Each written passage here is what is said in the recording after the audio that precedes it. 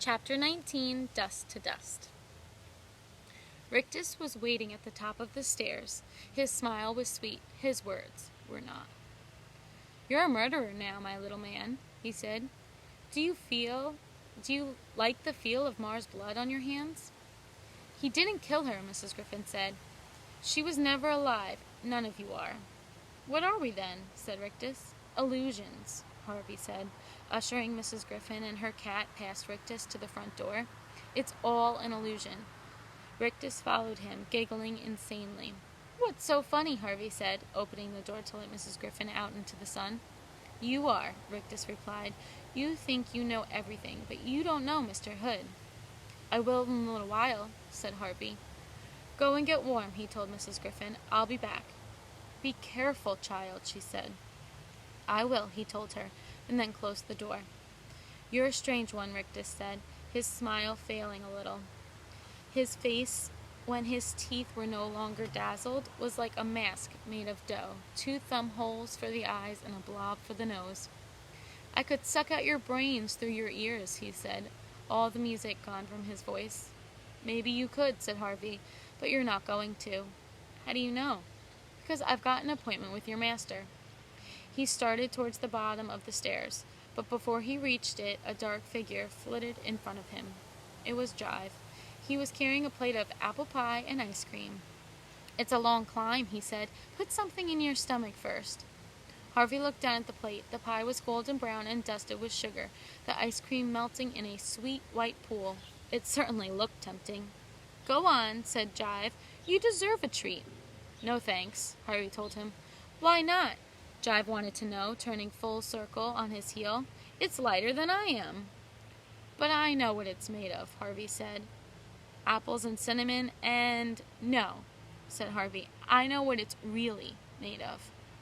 He looked back at the pie, and for a moment it seemed he glimpsed the truth of the thing, the gray dust and the ash from which the illusion was made.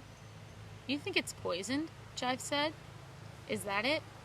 "Maybe," Harvey replied, still staring at the pie. "Well, it's not," Jive said, "and I'll prove it." Harvey heard Rictus making a warning sound behind him, but Jive didn't catch it. He plunged his fingers into the pie and the ice cream and delivered them to his mouth in one foul swoop. As he closed his mouth, Rictus said, "Don't swallow it!" Again, too late. The food went down in one gulp, and an instant later, Jive dropped the plate and began to slam his fists into his stomach, as if to bully the food up again. But instead of half-chewed pie, a cloud of dust issued from between his teeth, and then another, and then another. Half-blinded, Jive snatched at Harvey's throat. "What have you done?" he coughed. Harvey had no difficulty shaking himself free. "It's all dust," he said. "Dirt and dust and ashes, all of the food, all of the presents, everything." "Help me," Jive said, clawing at his mouth. "Somebody help me." "There's no help for you now," came a solemn voice. Harvey looked around. It was Rictus who had spoken, and he was retreating across the hallway, his hands clamped to his face. He stared at Jive between his fingers, his teeth clattering as his voice was horrid for the truth. "You shouldn't have eaten that pie," he said. "It reminded your belly of what you're made of." "And what's that?" Jive said. "What the boy says," Rictus replies. "Dirt and ashes." Jive threw back his head and howling, "No!"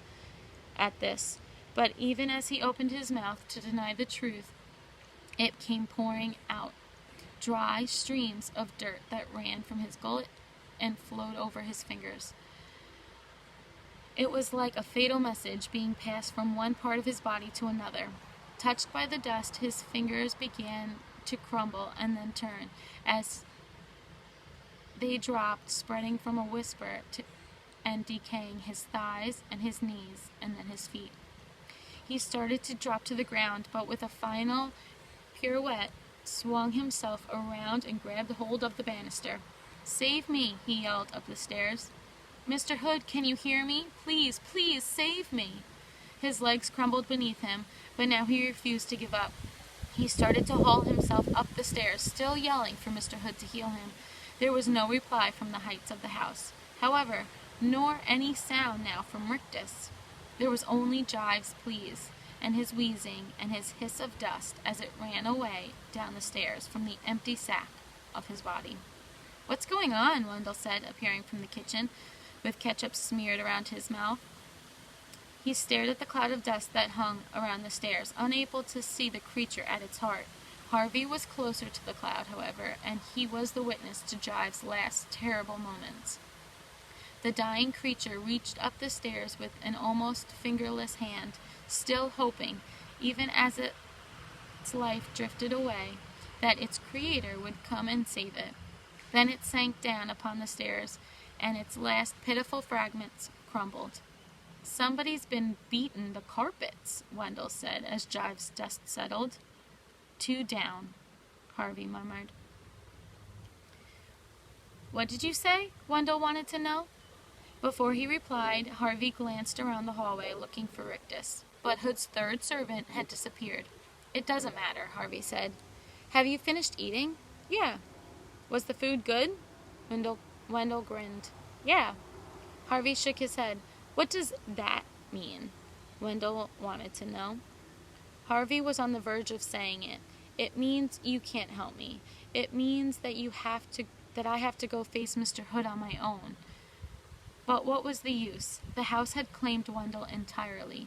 He'd been more of a hindrance than a help in the battle ahead. So instead, he just said, "Mrs. Griffin's outside." "So you found her?"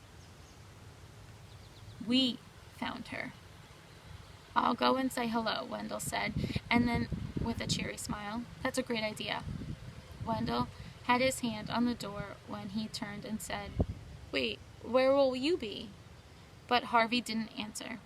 He'd already climbed up past the heap of dust that marked Jive's demise, and was nearing the top of the first flight, on his way to meet the power that lay waiting in the darkness of the attic.